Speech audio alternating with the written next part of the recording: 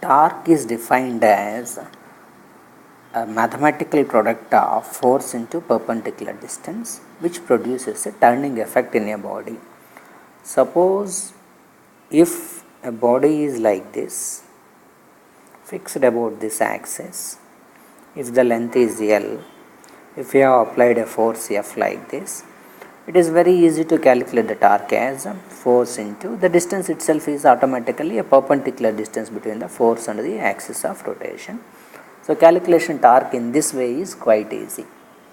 But suppose if the force is not applied like this, if the force is applied at some angle, let us try to draw what I mean to say. Let us imagine a coordinate system.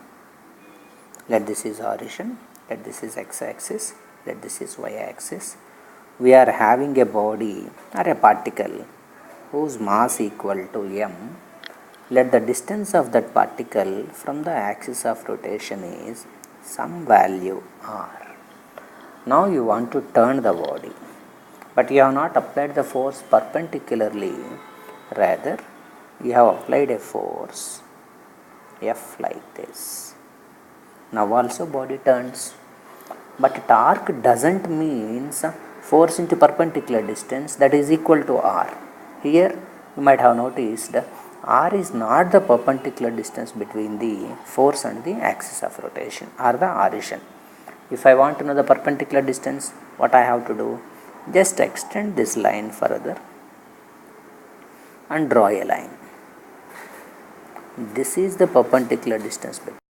So you can notice r is not the perpendicular distance, rather x is the perpendicular distance. We need to calculate the value of that x. Let us imagine that you have applied a force making an angle theta with the position of the body.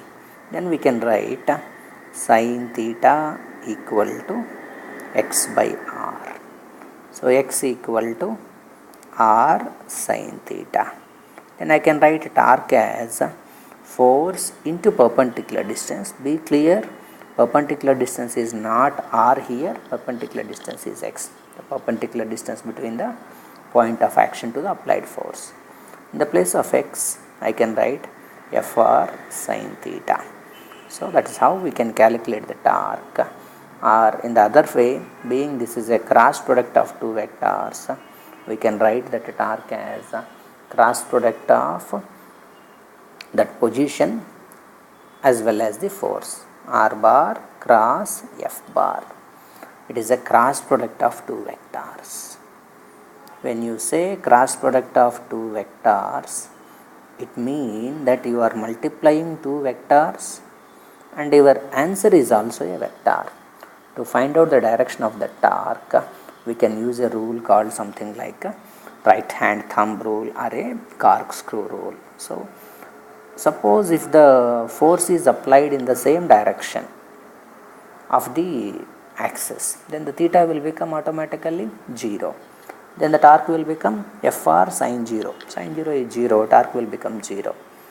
If suppose it is applied in such a way that theta is 90 degree, like the first case that we have taken, theta equal to 90 degree, then the torque will be r f sin 90, that is equal to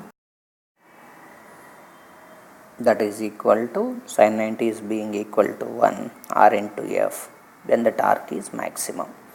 So if you want to turn the body easily, you shall apply a force with a 90 degree like we have shown in the previous case. If you applied with any angle less than 90 degree, it becomes difficult to rotate the body. If you apply with a 0 angle, you cannot rotate a body. You can pull the body in a translatory motion, but you cannot rotate the body. To know the direction of the torque, we can use a rule called corkscrew rule.